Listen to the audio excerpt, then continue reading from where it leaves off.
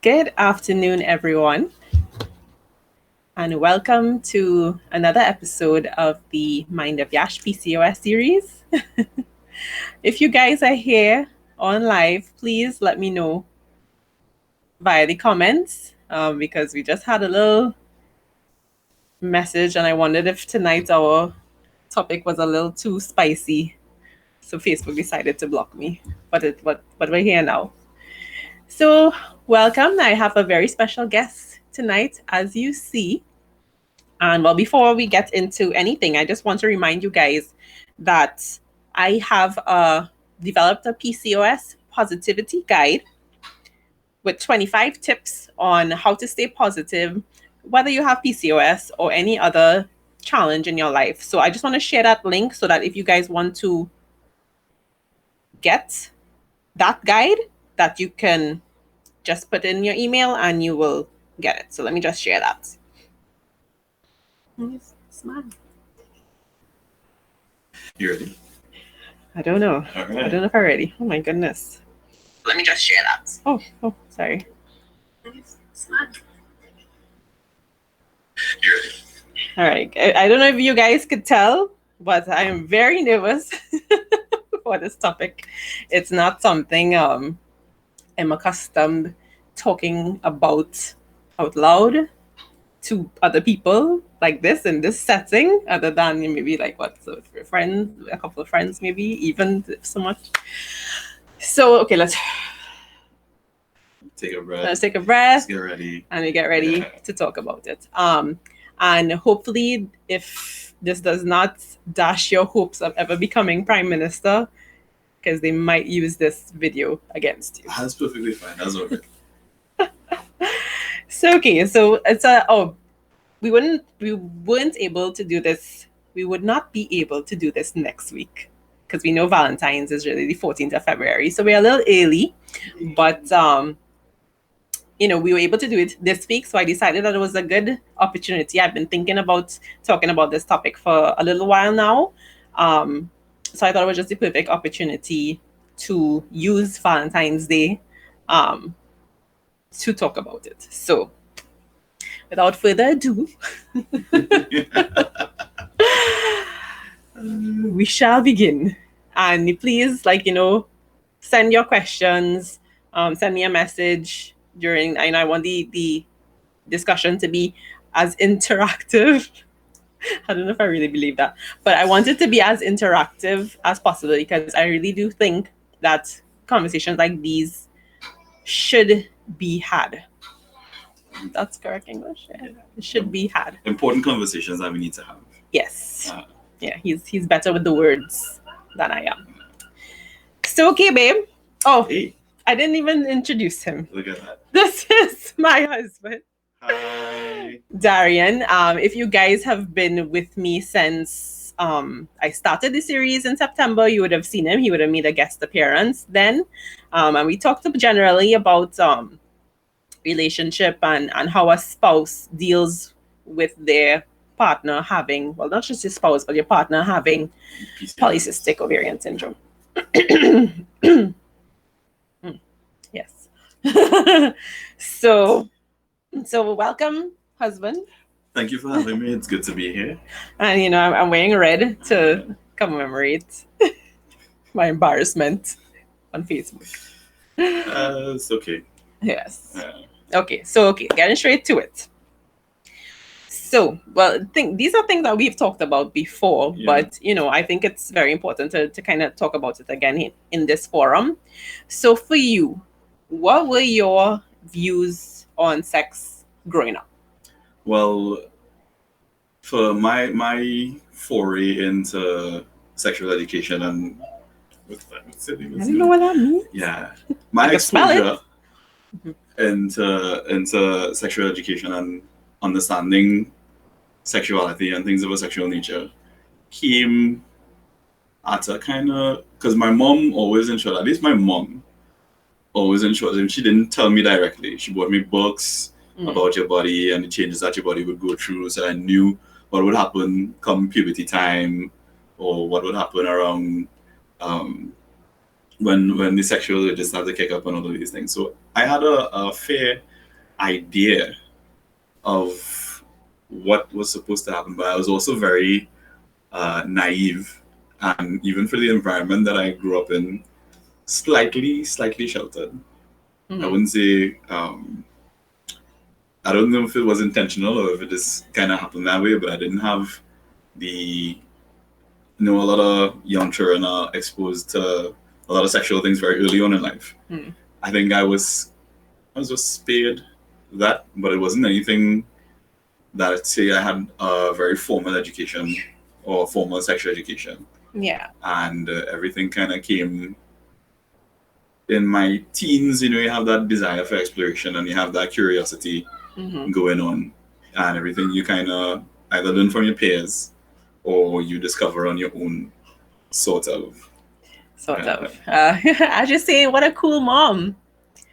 Well, since we're talking about that, for me, I can't fully remember exactly. It's been a while. It's been a while. It's been a long time. It's been a while. Not that long, but a little while.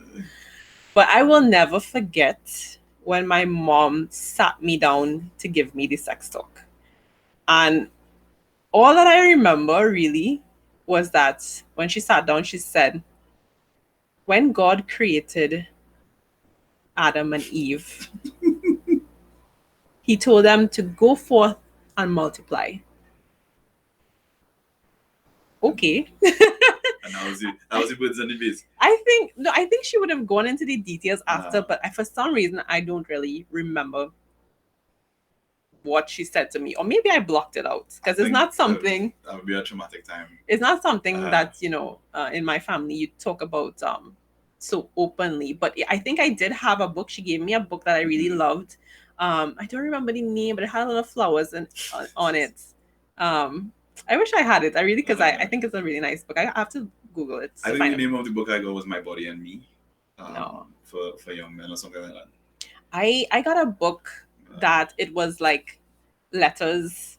3 friends were writing letters to each other. And one friend was kind of shy about it. But I think she got her period first and she was writing to them, in the days of like pen pals. Well, I think they were friends and they were just writing to each other. And one was like, she had like a thirst for knowledge, as a shout out to Friends fans, you know what I'm talking about. So she would get the information and she would share it. And then there was another one who was just really like, She was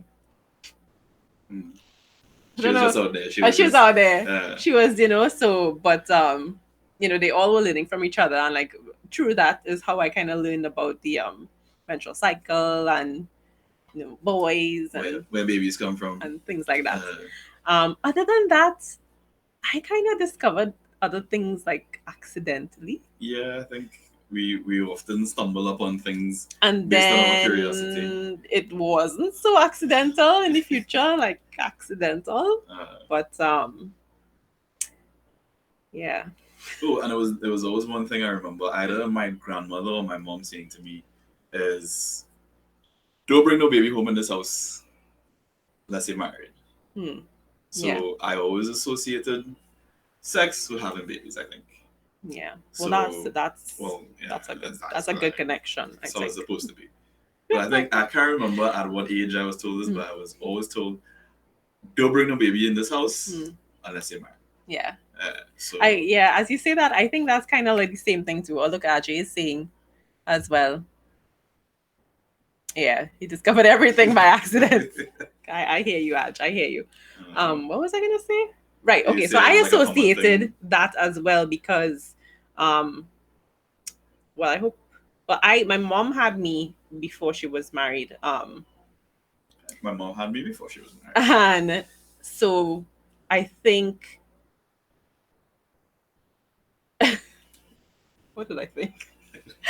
I think that because of that and the challenges that she had with that experience made her, that kind of would be the discussion in our household, really. You make sure you go to school, and you don't get pregnant before marriage or whatever, those type of things, or you make sure you finish school before you do anything, and not have sex until you're like, I can't remember, but that's basically the kind of thing that we would have in our household as well. So I think like sometimes when you have,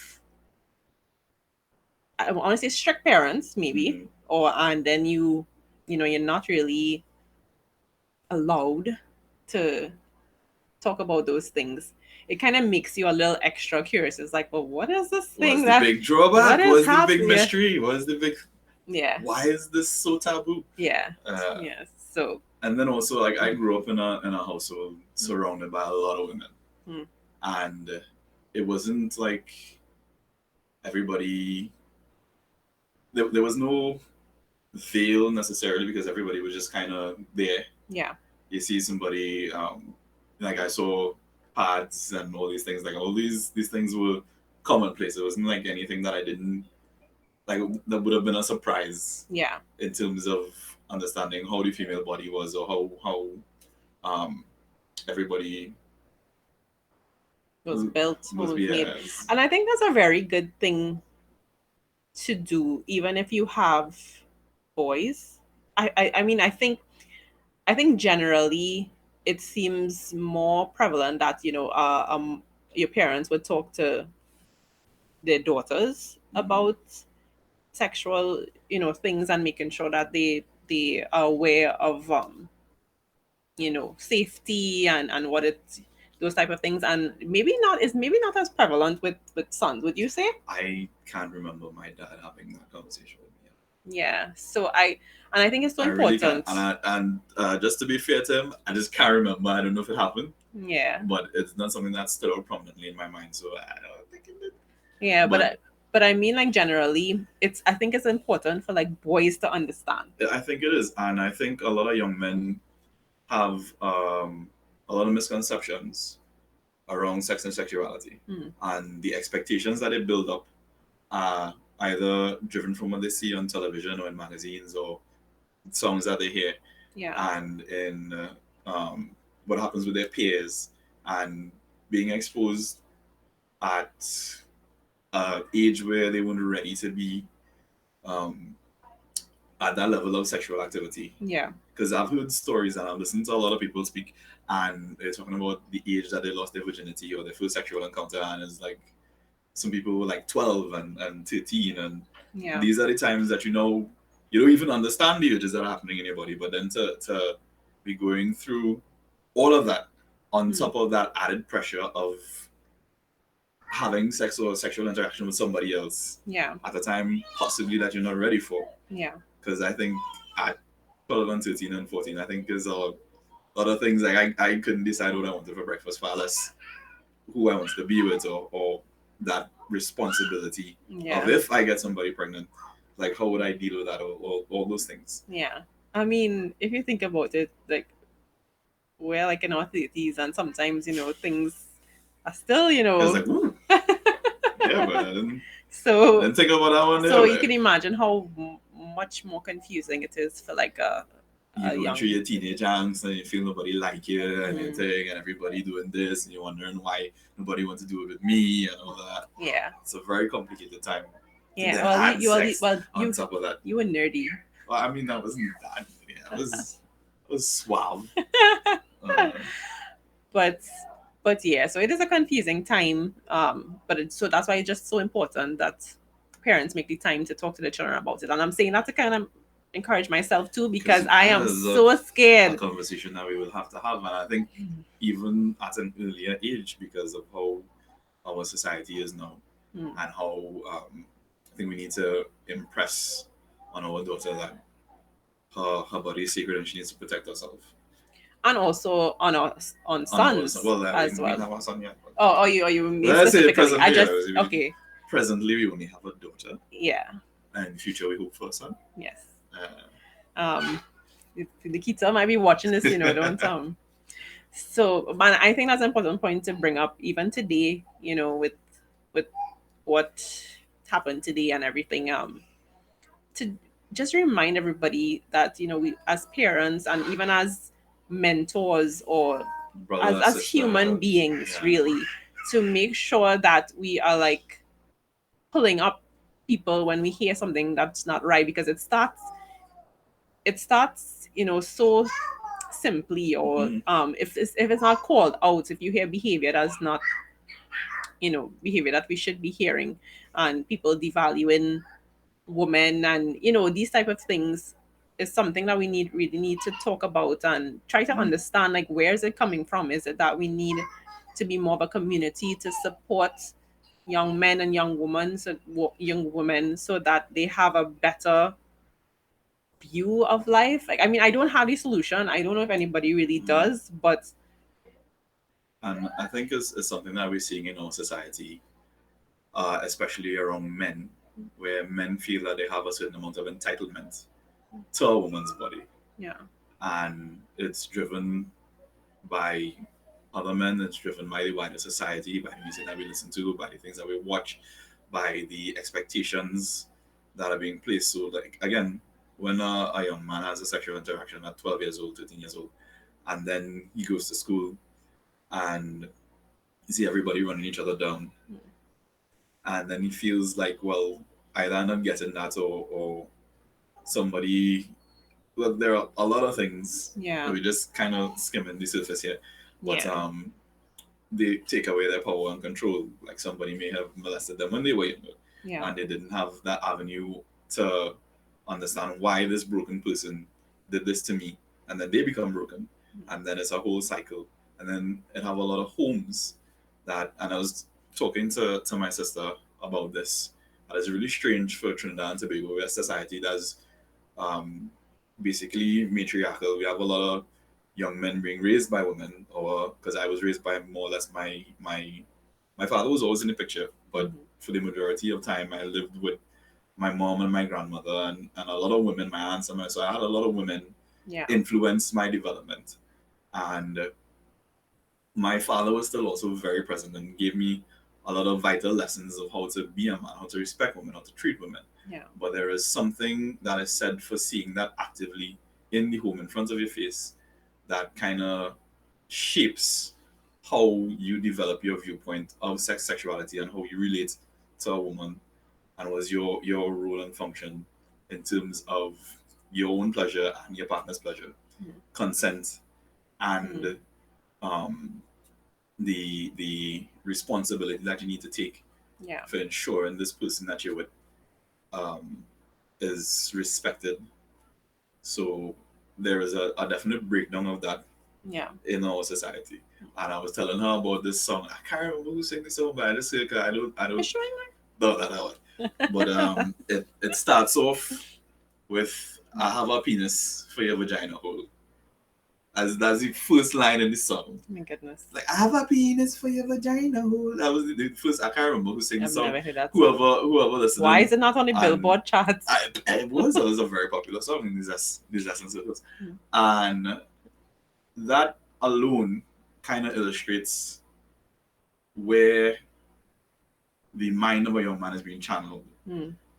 Just to say, like, I have a penis for your vagina, so this was what I have for you, and nothing else. Yeah. And that it's kind of disheartening, because music a long time ago there was romance and finesse, and I mean, a lot of yeah, them still was talking about sex, but yeah, in a but more in a more po- palatable way. It wasn't yeah. so overt It's and like, so why? blunt, and like, all I want from you Yeah. is your vagina for my penis. That is kind Okay, of okay, you're gonna say what that, I like, say. okay, all right. Yeah, They had a little more finesse yeah, in how they it's would a say little it. smoother about how they would have bring it across. Yeah. And I think we have reached a point in our society where it's it is just driven by that kind of bluntness, Yeah. and it's not about mutual pleasure. It's not about if somebody is ready. It's not about.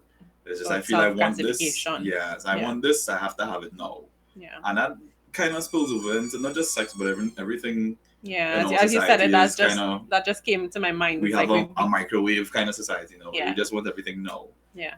Oh, well, I almost went down an ode to my air fryer, but we will save that for another Another another episode. day. Oh boy, that's gonna be a long episode. So getting back to the topic a little bit, um, are sex and intimacy the same? They're not the same. Sex and intimacy are different because Into me, I see. you have different kinds of intimacy, Yeah. but intimacy is a very critical part of sex.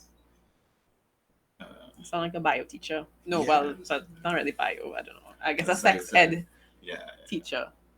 because if you you can have sexual interaction, Mm. and then you can have times where intimacy kind of flows along the lines of speaking the person's love language Mm. and catering to their needs Yeah. in that aspect. So you could share moments, you could have um, times to create particular memories, do things that the person likes, Mm. so that you could kind of develop that bond and that connection. Yeah. And well, for me at least, and for us, I guess, because we did kind of wait to have sex, was a kind of critical thing. And then coming from a place where both of us were kind of naive as well, Mm-hmm. and kind of went through the process of curiosity with each other. Yes. It was good and bad, I guess. I don't know if we could deem that, because we didn't have an understanding, or the understanding that we should have had, we didn't, and then the expectations that we built up won't may have been influenced by our earlier experiences, if I could say that. He says it so eloquently because I'm trying to figure out the words of how to contribute to this. So let's just see. Sandy says, nope, they're definitely not the same. And so I agree with you that, and Sandy as well, that they are definitely not the same, but they're complementary, Yeah, I guess. definitely complementary. Because intimacy for me is basically everything you described. It's like spending time together. It's talking. It's sitting with me and watching Friends as long as I want. For the longest while, I don't know. I don't know. Yeah. I don't know about that one. I'll try. So it's very different, and but I think people think they're one and the same, and they might be trying to find Intimacy intimacy. in sex. Yes. Yeah, there's a lot of people who use sex as a form of even love, because a lot of people feel that they don't have value beyond what they could offer sexually. So it's like somebody is attracted to them, and the person is a highly sexual person, and they coming from that part of where they grew up, or how they know, or what they weren't given that love and appreciation and affirmation when they were younger. Yeah. So if somebody wants to have sex with me now, then it feels like I need to do that in order for that person to love me, kind of thing. Yeah, I get that. But at the same time, the question that I sometimes have in my mind is that, to me, like, okay, if you are having sex, but you don't necessarily have an intimate relationship with the person, but you start doing that, you just kind of, well, for me anyway, that you kind of go around that connection. Yeah. Because it builds that bond. Because I mean, is the closest two human beings can get is penis in your vagina. Oh my god! As, like, okay, okay, those are the right terminology, so it's fine. But yeah, yeah. But that's the closest that two human beings can be, and there is a lot of exchange going on there. There's an exchange of your DNA. There is exchange of your along a spiritual nature for those who aren't very religious or very spiritual, but there's a connection that is built there as well. Yeah. So there is a tie that is formed with every individual when they do that. Yes, I forgot that term. Literally giving a piece of yourself, as well as metaphorically, that exchange of DNA, that exchange of emotion, and that level of connection is something that, I mean, it should be taken lightly. Yeah. And you should have a good sense of self and what you want before you start to do those things, because you could kind of For sure. conflate the two, Yeah. and then you could use it now as a tool. As that's how a lot of people end up using it as a tool for a replacement for love, then, Yeah. or a replacement for that connection, that level of intimacy. Yeah. They might feel it in the moment, I guess, that, and then afterwards it might, dissipate. But I see Sandy saying you don't need to be physical for intimacy. Long time when marriages were arranged, there was no intimacy, just sex. And those are kind of things we have to take into consideration as well, Yeah. like arranged marriages, how those things, how you were brought up. Yeah. Um, But everybody arrives at a point differently. Everybody has their own journey. yes. Everybody, because this is solely based from our experience. Yeah. And Should have started with that disclaimer. yeah, Yes. Yeah. we are not sex experts. We are not psychologists. We are not any sexual Gurus. experts at anything. Just based on how we lived our lives and what we discovered along the way, I think we are having this discussion. So we would definitely need to understand that, and everything, what works for us, may not work for you, but it's just what our experiences are. Okay. So my next question to you, sir, is how important then is sex in a marriage or in a Very relationship? important. I think it's very, very important. It is critical, because even though it is not the I wanna say this very, very carefully, because I wanna have more. It is not the overall goal. It's a very important aspect of ensuring that level of intimacy between partners. Yes. So I think it is crucial in that aspect. Mosquito trying to get intimate in here. Yeah. It is crucial in that aspect of having a good sexual relationship that is based on mutual pleasure and mutual enjoyment, as well as consent in all things, and having that desire to really cater to your partner's sexual needs. Yeah. Guys, he has all the words. Okay, I'm not that eloquent. And I kind of forget my point that when you just kept going there. But I agree that sex is very important in a marriage. Even though, like, I think I would used to tell myself that we could be okay if we don't, because I mean we waited so long, and we did wait a very long time, which was very difficult. It was very, very difficult. Yes. And I think we kind of stumbled upon waiting, as I'm not sure if that was our intention when we got together. I don't think it wasn't at first, because I don't think we had that discussion that we would wait until marriage or anything like that. Yeah, we didn't. I remember. Why? I remember. We just got in there. Can you? All right. No. Look at me, okay? When we became a couple, we had just finished A levels, so we were like right on the edge. 18 or something like that. Yeah, I think you were. I was 19. Can I? Okay. Okay. All right. Tell the story. Speak the truth. Yes, so I'm gonna speak my truth. Okay. I forgot my truth. Right.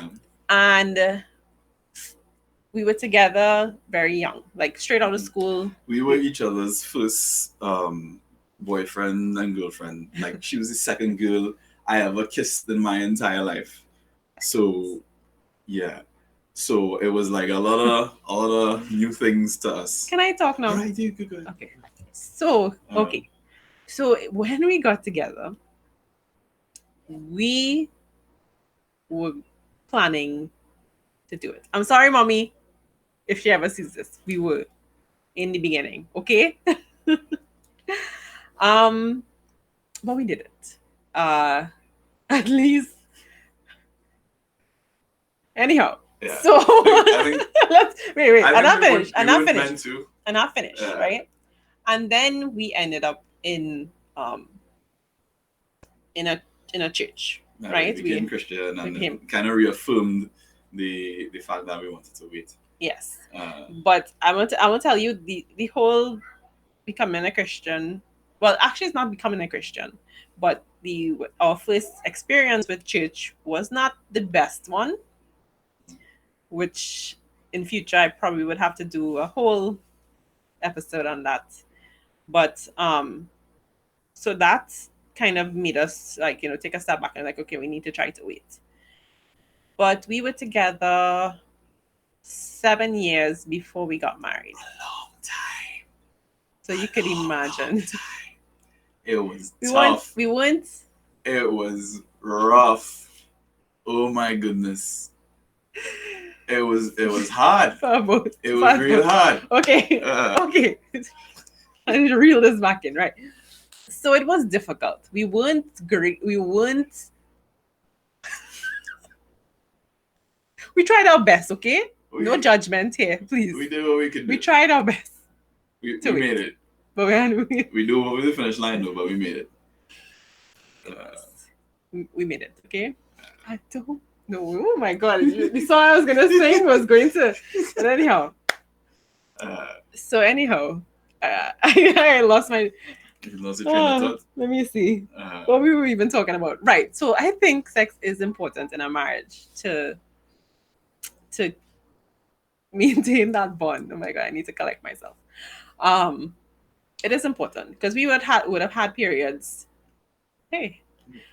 We would have had periods during our marriage where we were apart. Actually, there were times just based on his occupation alone, we have times that we would just be apart, and that we used or daughter, and that used to make us miss each other a lot. So like when we reunited, it was I'll try not to sadly.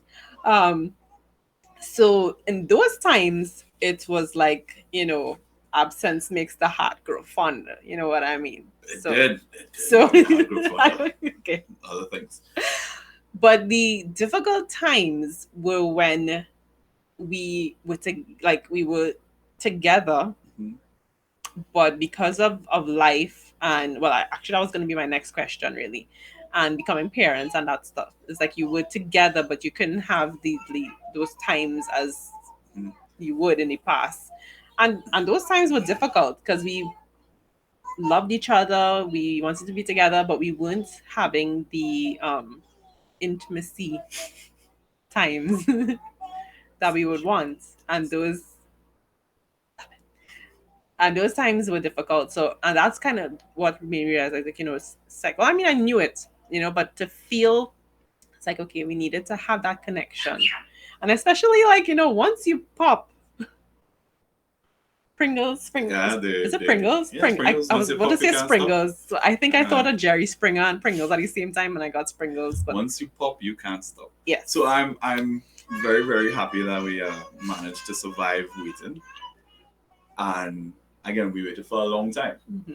Our honeymoon was actually the first time we actually had a chance to even live together. Mm-hmm. So that revealed a lot about each other because we spent 2 weeks. About 2 weeks just together. Yeah. And that was our first experience just living together. Mm-hmm. Just the two of us. Because it had times where we were courting and I would have to stand outside the gate. Oh, gosh.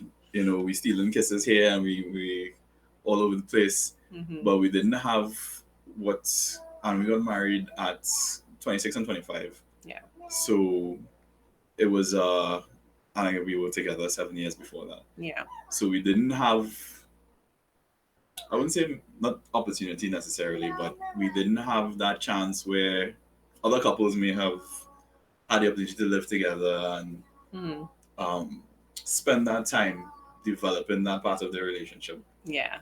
When we got together was when we got together. Yeah. When we got married. So you locked me down, guys. Yeah. So when we had our first full-on experience, which was tough because we didn't it was the first time, so we really didn't have I mean, I read some stuff, you try and I learn. remember. You try and learn. But it was, nobody ever tells you that your first time is not going to be your best time. No, it's not. It gets better with time and It practice. gets a lot better. I think practice is very important. But I just, as you said that, I remember, I think, which one of our friends? I think I remember, but I don't want to like say the wrong friends bought us a Kama Sutra. Oh yeah. But Who's that? It's Nicolette. Okay. But yeah. well, but it's like the original Kama Sutra. It's like and all the illustrations from those illustrations. Yeah, those things look kind of impossible. And especially for people who know starting out, you could really injure yourself. I don't think we ever really. It's in the bookshelf. Yeah, we need to get rid it was kind of intimidating actually. When you look at some of the poses and you'll be like, do I need to be a yogi master? Nobody's doing that. I don't think. I don't know, people. All right, let's move on. Do some stuff. Okay, so then what do you believe is sexual compatibility? If that's a thing. I think it is a thing. It definitely is a thing if people don't measure up in terms of their expectations. That's not that. No. Yeah. But in terms of their expectations, in terms of the desire, their libidos might be different. It's it could create some issues because one individual may want to try something or do something, and the other person is like, no, there's no way in my wheelhouse, or there's nothing I ever even considered doing. Yeah. And then if you have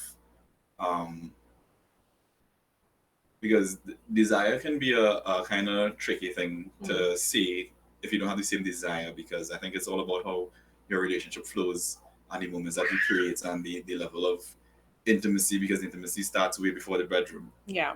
And how much work you put into it, I think, is what you will get out of it. And well, life's circumstances also kind of dictate what happens. But I think what's good? So sexual compatibility. Sexual compatibility, right? Because I know that important, that's... but it's not to say two people need to be exactly the same. I think once they are willing and open to cater to your partner's needs and understand each other and find that mutual to find that equilibrium where the both of you can exist. Yes. I think everybody could have their needs met. And that is important, because I feel when somebody feels like their needs aren't being catered to, whether it be financially, physically, emotionally, mentally, all of those things, if you feel like your needs aren't being considered by your partner, you feel neglected and you feel like you're being taken for granted. And that is a issue that can arise in a lot of marriages. Yeah. In a lot of relationships. Yeah, I mean it happened to us. It happened to us, I think, the most when we became parents for the first time. And that's a whole other dynamic. Because we had each other just to each other for about 5 years before we had a baby. Yeah. And we waited. Wait, can you chill out on that? Yeah, well, we did. But I think so.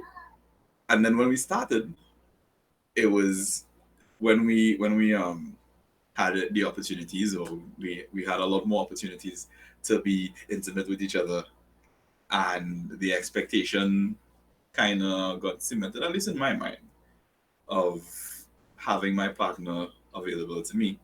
And then it was kind of a shock to my system when we got pregnant, because of the first time pregnancy and the issues with PCOS. Yeah. The doctor recommended that we didn't have sex, and that was tough. Yeah, I mean, I don't know if I can't remember if she said it that way or she said, we have to be very, very... We said we have to be careful. Cautious. Yeah. And then us being pregnant for the first time, we didn't want to take any chances whatsoever. Yeah. So I think it kind of just came down to us not having sex because we didn't want to risk first time pregnancy with any kind of complications Yeah. to put ourselves in that position to lose that wonderful child that's making noise outside. So Yeah, so I just remembered that it was a very challenging. I forgot to about the pregnancy part for a little bit because like we would try. It's not that we wouldn't try because in pregnancy, sometimes your hormones are all over the place. But it was just a kind of scary thing for me because you know just as what he said, I have PCOS, and there are these risks that you have when you have PCOS. It's not true for everybody. And you can have a very healthy pregnancy, which I eventually did have, but it was an added pressure of trying to be safe and make sure that I had the baby to too. But I still think that the hard, because like, okay, when we were pregnant, we still it was just him and I. So we had moments that we could just spend together. We could be intimate in other ways. We could still have been intimate. But I think the hardest part was when we actually had our baby with us those first 6 months. And it's like you are trying to get adjusted to having a new human being that you have to take care of. And and then just there's a generally. whole other thing about being first time parents and not really having any answers Hmm. whatsoever. So you're trying to figure that out, and you're still trying to navigate your relationship on top of trying to keep this human alive. Yeah, and then as a mom, personally, that it just so happens that I'm the one who is going to be home the most. He got some leave, yes, but he had to go back to work, and so I had to basically take care of the baby. Well, I mean, I had support. I had my sister and my grandma and everything, but in terms of the parents, that I was the main person around, and so that comes with its own sets of um I don't know, circumstances and Challenges. challenges. Yeah, challenges basically. And then on top of that as well, it's like now my attention is on the baby and not necessarily on him.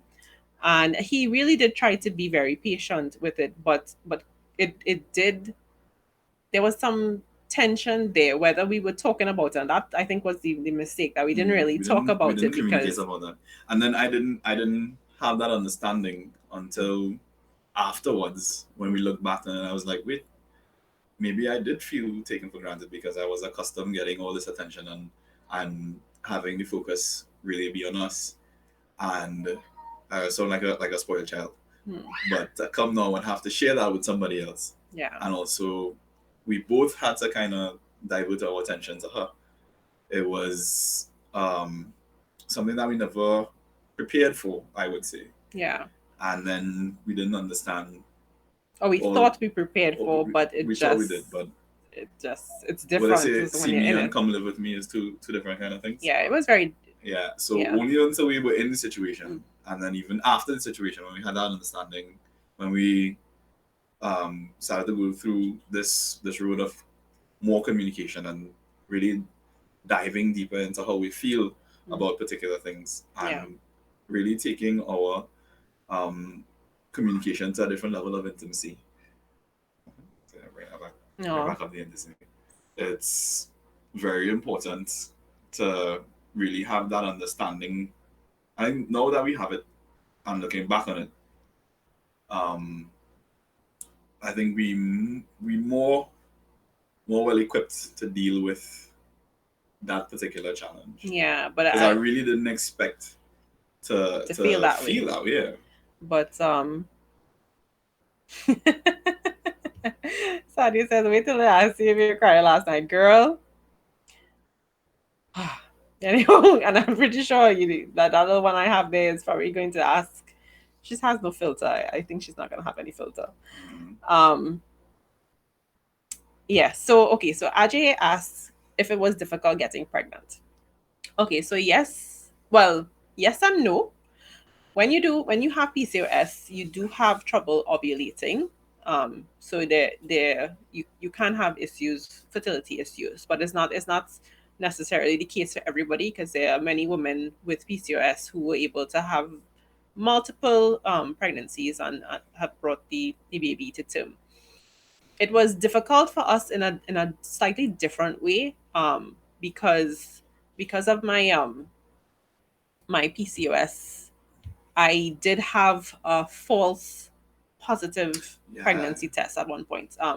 I think I would have shared about it in some time ago, because when you have PCOS, you are put on birth control to regulate your periods because your periods are irregular. Um, but I didn't like birth control, so I came off of it back in, I think, 2014, 2013, 2014. And after which, I started having pregnancy symptoms, or so we thought. And it was actually a false positive due to my PCOS symptoms. This is coming back. Yeah, being kind of aggravated. And that was pretty traumatizing for us. Because we really thought that she was really pregnant. So, and that's something that we did want in our relationship. We did want it, but at that time we weren't really thinking about babies. But we came around to the idea. Yeah, we kind of got invested after like the initial. We saw the pregnancy test. It was like, ooh, 2 blue lines. Yeah. All right, and the whole debacle with the different type of pregnancy. Yeah, that's a whole other story as well. And then you see that, and then you think, well, am I ready? Am I ready? Am I ready? And then you come to a point where you make up your mind that, hey, I'm really excited about this. And then it's just a false alarm. Yeah. That was kind of disappointing. Yeah, so I actually had to go back on the birth control pill for a while, and I decided that I didn't want to continue with it. So around in December 2015, I decided to stop it again, and just to really try to make some lifestyle changes, which was hard in the beginning. I don't think I made sustainable choices back then. But I stopped birth control, and it took maybe, like, okay, so December 2015 is when I stopped, and we found out I was pregnant in October 2017. So like maybe like a year and a half between me stopping and me finding out I was pregnant, and I was 7 weeks pregnant then, which I guess in the grand scheme of things is maybe not a long time, because people have been trying to have babies for years and years. Yeah, and their doctors would recommend certain things you could take and do to increase your fertility and ovulation and these things. But it really started to bother me afterwards, because a lot of people close to me were getting pregnant, like some really close friends, and my sister as well. And I found myself stressing out about it, as like, would it ever really happen? Because I really didn't want to go through the whole false positive thing again. And then when we actually got pregnant, I didn't believe the pregnancy test. I was like, okay, I need to go by a doctor for her to tell me this is not true. So when she told me that I was pregnant, it was like, oh my goodness, that is actually happening. But then what came after was the anxiety of being able to keep the pregnancy to term and have a healthy baby, which thank God that we do. But I mean, there is still some anxiety. If we were to start trying again, would it be that quote unquote easy, or am I going to need some extra help? How is it going to affect our relationship again? Will it be a healthy pregnancy? And I pray that it would be, if we do decide to go down that road again. So there is some anxiety still about trying to get pregnant again, because it's not guaranteed that I would have the same experience. But we're hopeful. And I know everybody like asks, it's like, when are you gonna have the other baby? I was like, okay. Come and help us babysit. It's a lot of things we have to consider, and I mean, when I found out I was pregnant was literally the week after I just told Darian. I was like, you know what, I'm not gonna stress about it anymore. Go with the flow. And God will, if it's meant to be, God will make it be. So I have to kind of remind myself. Pregnant. Yeah, I was already pregnant. I always think that God was kind of laughing at me, like, I already did it. Yeah. So the time that we kind of said that we weren't going to actively try to get pregnant, and she was already pregnant. So Yeah. That's how So life works, I guess. yeah. So there are some things that I think about in that time, but I'm working on it, and I mean working on my mindset. We're not working on actually making a baby yet. Well, yeah, Do the they know what I practice. mean. It's you know what I mean. But Rehearsing. but yes, but anyhow. So okay, so we kind of talked about some of my questions. So just a general question. Mhm. Do you feel like it's frustrating and challenging to be married? Well, to be in a relationship with somebody who has PCOS when it comes to sex and intimacy and that sort of thing? I would love to say that it isn't, but and this is something that we didn't understand until we really started to delve into the topic of what PCOS was and the different symptoms and some of the overlap that can happen, Mm. and how it affects your mood and your level of, again, your level of sexual desire. Mm. Because I mean, What do you want to say? I just Tell me in my I'm ears just thinking first. about how to frame Tell me in it. my ears first. You can say that with Yeah, you say it with your my fancier level of words. eloquence. With your fancier Yeah, words. I have a very attractive wife, Oh, hey, and okay. I am a I'll take that. very young, virile guy, Hmm. and it was difficult when I am in the mood and for not understanding why. I mean, you try and be romantic, you try and create the atmosphere, you try and do all the things that you could you could Did you really hear that? Oh my god. so that you could try and get This mic is really good. now you could try and be intimate with your partner, and then to be met with either I have a headache. I don't think I actually use that I one, was but never sometimes I be actually really probably I have a have a headache. headache, like I see her like not in the mood, or it feels like you just doing it because I want to, kind of thing. And Oh, we've had long yeah. discussions about um feeling Got me. feeling obligated to please your partner, because I'm very big on wanting our lovemaking not to be utilitarian. Like, I'm not just because we have to do it because we have to do it, because I have um because I'm very, Okay. I mean, yeah. I put it in like normal people terms. Okay, it's like he probably wants to. He can do it like anytime, any place, anytime. Well, I don't know about any place, but a Uh, lot of things need to line up for me. Okay. Um. First of all, like my mind needs to be like relaxed. So. Yeah. So because PCOS messes with your hormones, Mm, because it causes anxiety, yes. because of all the other factors Mm. of her self-image and all of these things, which was another big thing that we had to deal with, and another thing for me to understand, because I didn't have that level. I think we spoke about it before. Mm. I didn't have that level of understanding of actually what she was going through. Mm. So when I foaming at the mouth and falling over myself because she's so attractive, and she thinking like, oh, I don't know why you want me, Trying to win some points. kind Yeah. of like, I think see what's going on later, because of all of that, and we didn't communicate exactly how we were feeling. I think it created a lot of situations for misunderstandings, Yes. and a lot of hurt feelings, Hmm. and people feeling underappreciated or pressured, or a lot of things that we didn't bring to the forefront, because it just But the thing is, right? I think I think he's like a freaking nature. Though I think many guys probably can probably relate to what it is, but there are probably ladies who can relate as well.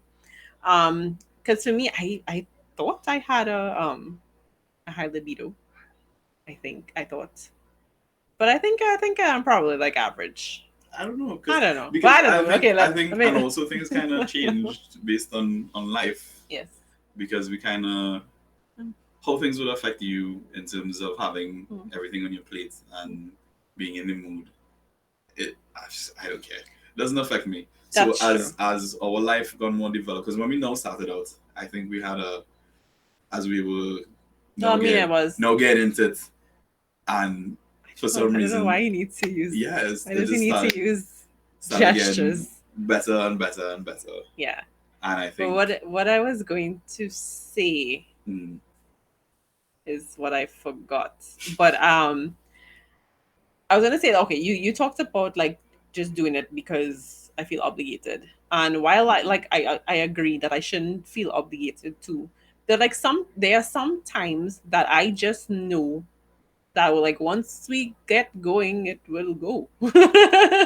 You know, because I just know myself. I know myself sometimes that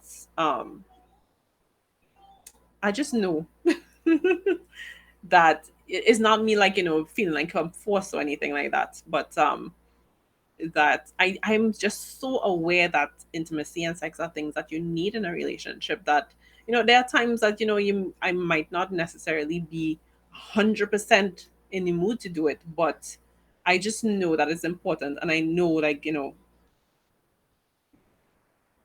once you get going, it'll be fine. It'll be fine, and I also don't want to take that for granted, because he usually asks me, it's like, okay, if one day, like, I didn't have this winning desire all the time, like, how I would feel, and I would feel like some type of way. So I try to think of it the other way around, like, if that he could be feeling that way as well.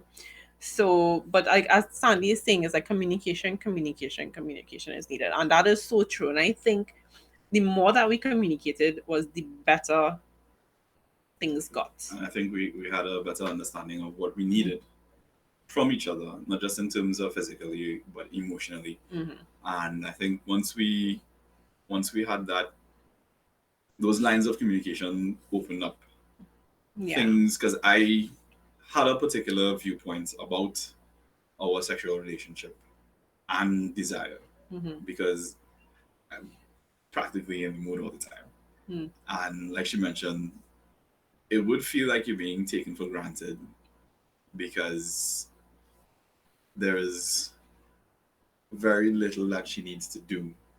I mean, like that she needs to do to get me to in the mood to jump up. So at the same time, I didn't want that to be like, well, I know you're always ready, so just yeah, Yeah, yeah. like And look if at I'm look at here, uh, if I'm honest, I mean, there were times I would feel like that, but uh, it's just so important to understand your partner, understand their needs, as we were saying, um, and really communicate. I want to see what Sandy says. That mood thing, I feel, is a woman thing, because I've experienced it too, and I was like, go ahead, help yourself. Yeah, yeah. It's mm, I don't know if it's a woman thing, because, like, we're overthinking so much, or we have, for me, like, I'm always thinking about what I have to do, whether it's for you, whether it's for Shy, whether it's for work, whether it's whatever. thinking about what I have to do. I know. Yeah. And it takes some effort for me to really, like, um get my mind in a place. But I really am trying, and I'm really gonna try to rewire it a little bit and more. and since we've been communicating about it, my stance on the whole desire thing has changed because I didn't have the understanding before. I just thought it was like out of obligation, and I don't want you to just like do anything because you feel you have to, Mm. and not because you want to. Yeah, but then we As, wouldn't be then we uh, wouldn't get it. so, No, just kidding. But but I then mean, when like, I it when it'll I really have. started to do that self reflection, and then we started to communicate about it, and I really saw where you were coming from. Yes. It really made me change my viewpoint, and I still get to do it. So I was like, yeah, Yeah, it's like you're like Chandler. It's like, why am I complaining about this? And then you have children. That's a whole other dynamic as well. Because you have to get creative. And I know, I think Sandy and we probably would talk about stuff like that. You Ajay have to get mentioned creative. that men I know, do I know. think too. I know. Stems from anxiety. Yes. So well, I was gonna ask you that too, because I mean, like, we focused a lot on the fact that I need to be in a mental space for this, and the things that PCOS does to me on a mental health level that would affect our sex life, our Mhm. intimacy. But what do you, as a man, As a dude. um but I mean, I don't necessarily, but would you think that you have sexual insecurities, as or that type of, like, how I have like anxiety and Mm. like that never happens to you? Nah, Um, but I know it happens to you, but I'm just saying for you. mm. Yeah. But I'll rephrase the best because I mean, but just like what mm. Ajay is saying is like men Oh overthink yeah, too, well, yeah, because and he has anxiety. I've been being I think my response to my anxiety and stress is to seek sex. So I think it's kind of and is a pattern of behavior that I didn't realize was something until we started to get everything just kind of comes back to communication. Yeah. As we started to do this level of introspection and get down to the lines of communication, Mm-hmm. it's something that I looked into myself and I realized, wait now, even though like I'm in the mood all the time, Mm-hmm. I still have a response to my anxiety and my stress that I need that comfort, I guess, because it's Mm-hmm. a space that I am comfortable in Right. and it's something that I'm familiar with. So I think it's so being forced to confront my my own sexuality and sexual desires and how they interplay with my experiences in the past and how I kind of used it as I want to say a crutch because Mm-hmm. it's very much um, into intertwined with having a high libido and all of Yeah, these yeah. I things. guess So it it's all just comes not like full circle. one checkbox, Yeah, yeah. but It's a lot of factors. there are things that ways that I responded Mm-hmm. that I knew for sure was because I was stressed in a situation and I just didn't either realize that I was stressed so I could communicate the feelings that I have of anxiety and stress Yeah. and deal with that in a healthier way, I guess, Yeah, yeah. and not just let sex be my first response. So I think in terms of sex and anxiety, that is how it interplays for me. Hmm. Yeah, because Um, he's a pretty go with the flow guy, so it's very hard to even pinpoint when he's feeling stress or anxiety. That's more my thing, my jam. But I mean, he would have his experiences that would cause different habits and different responses as well. So it really is, guys, about communicating. It really is about being open and not being scared about it. I mean, I know I have been very nervous and about talking about it, but I think that's the only way we could like move yeah, I forward. think we need to have healthy discussions around sex and sexuality. Mm, I think we weren't given the tools mm, to because a lot of people grow up not even being afraid to look at their private parts, to have an intimate understanding of what their penis or their vagina looks like, and that level of intimidation spills over into your adult life, yeah. and then it causes you to have even more anxiety and even more hang-ups when it relates to sexual sexuality, and then you get a partner brought into the mix who have their own anxiety and their own Yeah, hang-ups their and their own. thing, Yeah. and all those things haven't been resolved, so it poses a challenge in Is she okay? your sexual relationship. Sorry, my daughter's making some strange like.